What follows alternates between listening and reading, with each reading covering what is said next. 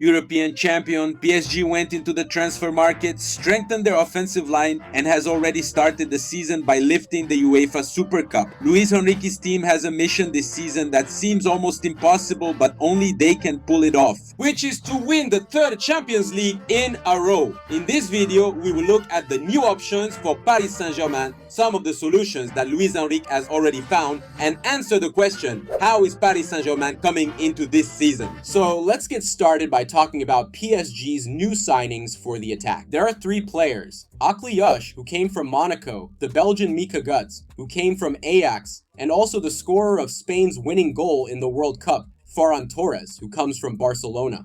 Starting with Ferran Torres from Barca, the number 7 arrives with this ability to attack space, getting into the box and scoring goals like a number 9 as one of his main strengths, wearing the PSG jersey. You could say that Ferran Torres will join the Parisian club to be a backup for Dembélé or to compete for that false 9 role as the furthest forward player, but with a lot of mobility in attack. He did that at Barcelona. He does it for the Spanish national team, and for sure that's what caught Luis Enrique's attention. This play here illustrates a bit of what Ferran Torres can do. It's a ball he comes to get well outside the box, fitting the concept of what a false 9 is asked to do. Number 9 player, he leaves the defensive line, stops being a fixed reference up top to create space behind him, attracting a marker, a defender, or leaving that defender in doubt, and opening up space for someone else to make a run like he does here. Look, he receives, turns, creates space, the ball is played in behind for the player to run in. This play here is cut off, so we can't tell how it ended, but it shows the concept, it shows the idea of what Luis Enrique wants from Ferran Torres, what Ferran Torres can deliver for this Paris Saint-Germain team. Mika Guts, this player coming from Ajax, I personally didn't know him. I did some research on him to make this video here on Football Maximo, and I came across some interesting characteristics that I want to share here about him. The first one is his ability in tight spaces to find solutions. He's a player with 18 goals and 12 assists in the Dutch league last season, and he's not a center forward. He's a player who plays on the left side, cutting inside, a winger, a dribbler, someone who goes for individual plays, and these moves here caught my attention. In the Dutch league match, look how he goes up against 3 defenders, finding solutions in very tight spaces, dribbling, showing a lot of skill, right? And the finish that ends up in a goal. Here again, right? A ball he receives one-on-one against the defender. He takes a look to see how much space he has out wide. He sees that no one is coming closer, so it's up to him. And then he pulls off 2 great dribbles on the defender, right? He goes to the right, back to the left, and in this back and forth, he beats the defender and still scores the goal. So his ability to dribble in tight spaces, his good finishing, and his presence in the box really stood out to me. Here again, more of a winger play this time. He's out wide, really open, receiving the ball inside in this match, right? He's going to get the pass ahead into the open space. He makes the run in behind at speed, cuts inside, and then passes back, which leads to an assist, ending with the goal by the player who passed to him at the start of the play. Here again, it's a play where he receives the ball on the wing and drives forward, right? With strength, with speed, and again showing good dribbling ability. A pass that once again leads to a goal. So this characteristic is what really stood out to me about this particular player. And the quality he has to dribble and also finish very well, right? He's a tall, strong player. So he's not that skinny, short winger who's only about dribbling and individual plays. No, he's a player who has that characteristic, has those strengths, but can also deliver other things like goals and also assists, which is what he showed playing there at Ajax. Ekluchat, the player who was already in the French league, has even debuted for Paris Saint-Germain, but I'll show you a bit of how he plays in his first Super Cup game in a moment. He's also a winger, and in his first game, he played as a false 9, number 9. Look, Luis Enrique also wants all his attacking players. I imagine he'll do this with Mika Guts and with Ferran Torres as well, to be able to play in different positions in the attack.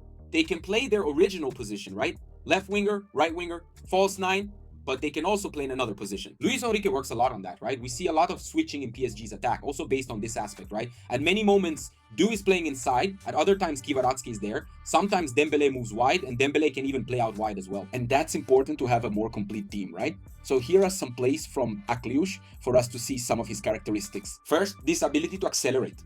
A ball into space, he speeds up, cuts in with his left, and shoots with his right. Akliush is left-footed, but he doesn't have any trouble or problem shooting with his right foot either, right? Here is the classic winger play.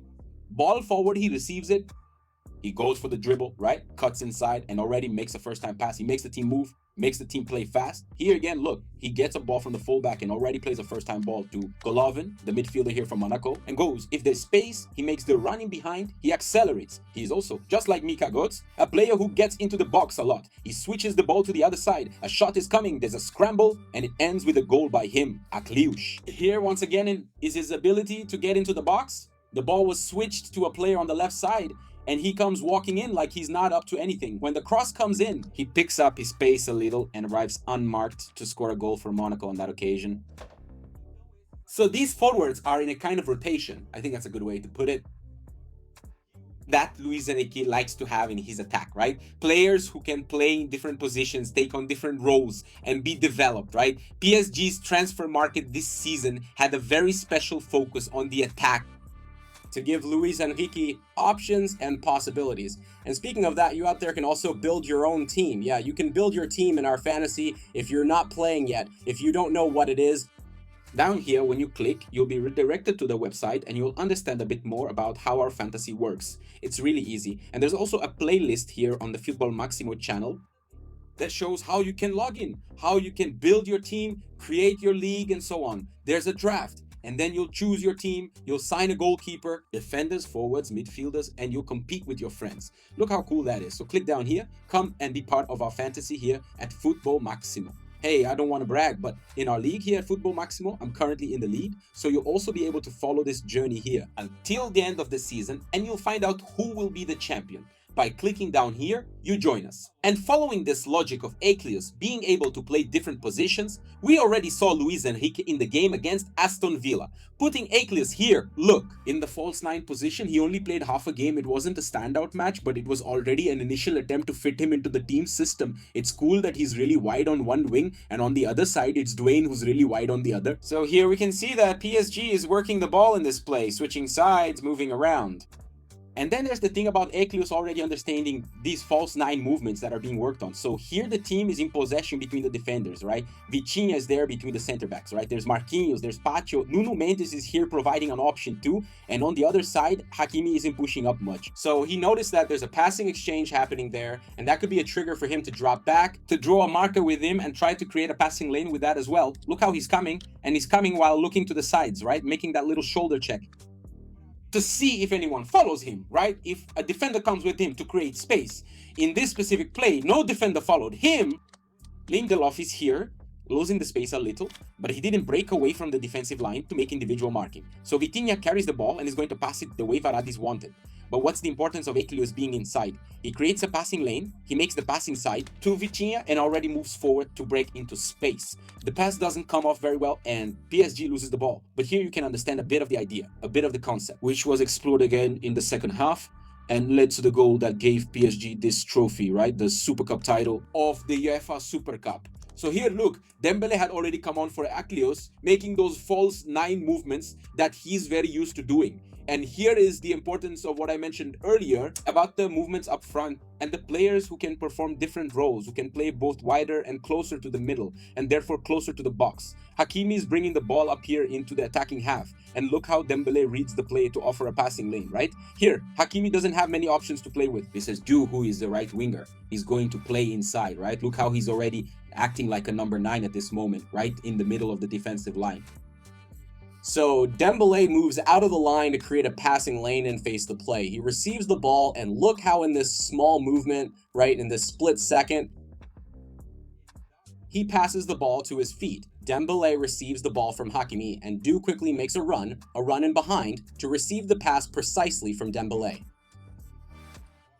A through ball for him. The defensive line stopped trying to play the offside trap. Desiree Du broke through and finishes the play by scoring here for Paris Saint-Germain. So this goal scored in the match against Aston Villa shows, right, this idea of the false 9 concept, which PSG uses a lot and Luis Enrique really likes. And these players who are being signed now for this season in pursuit of the Champions League title will be integrated into this setup. And they've already shown the ability to play this way. Ferran Torres already plays this way, Akliush has already had his first taste of it, and Götze can also play like this, from what we've seen of his moves at Ajax. Well, given that, PSG's starting 11 shouldn't change much for this season. The tendency is that it will be like this. With Zaire Emery becoming a permanent starter, he was already a starter many times last season. João Neves and Vitinha, with Fabian Ruiz as a very important midfield option, of course, and the defensive line with Hakimi, Nuno Mendes, Pacho, Marquinhos, and Safonov. So, PSG shouldn't change in this regard for this season. And up front as well with Varane, Kellier, Kvaratskhelia, Dembele, and Desiree Doué. Barcola is on his way out. In fact, by the time you watch this video, he might have already closed the deal. He's very close to becoming a Liverpool player for next season. So, where do the new signings fit in here? Ferran Torres, for me, will be Dembele's backup, Akriuksi will be on the right side of Doué, and Gutze will be on the left side of Kvaratskhelia.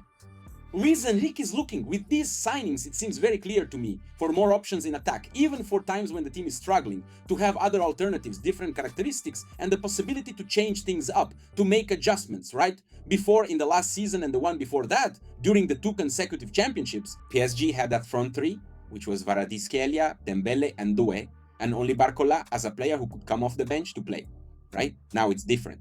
With these 3 signings, you get small options. And then looking at each case, right? Ferran Torres, as I said, he's the false 9, right? He comes in to be Dembele's substitute or Dembele's backup, but he's already played as a winger on the left side, on the right side anyway. He can play in other attacking positions. So he fits that option very well. Mika Götze is a player who at Ajax almost always played here on the right side, right?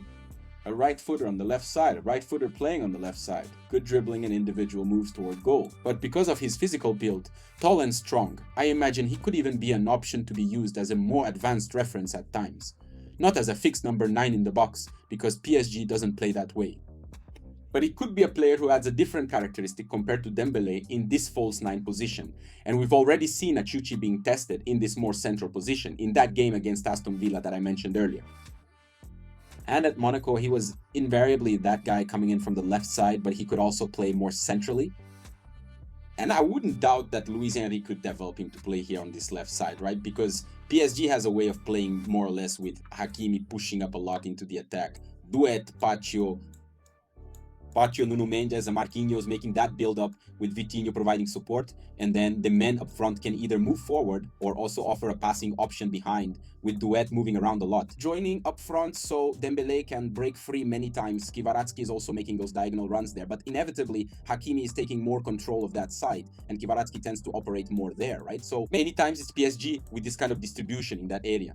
And a lot of mobility, right? It's a game with a lot of movement, with Dembele moving away from the reference point a lot, Duet himself rotating a lot, and Kvaratskhelia also having the possibility to make runs into the box. And then with these signings, it seems to me that PSG is going to gain a much bigger offensive arsenal, right? Much bigger as this project moves forward, to keep being a strong team and with options for the attack that can maintain the scoring ability and the level the team has reached in recent years. Because Luis Enrique is facing a very tough mission, which is to win the 3rd UEFA Champions League in a row.